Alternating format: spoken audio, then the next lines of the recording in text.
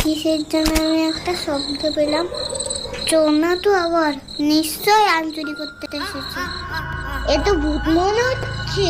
রাম রাম রাম রাম রাম রাম রাম। ভূত আমার ভূত, পেতনি আমার ছি, রাম লক্ষণ ছাতে আছে, করবে আমার কি? এই গলাটা কেমন চেনা চেনা লাগছে জান?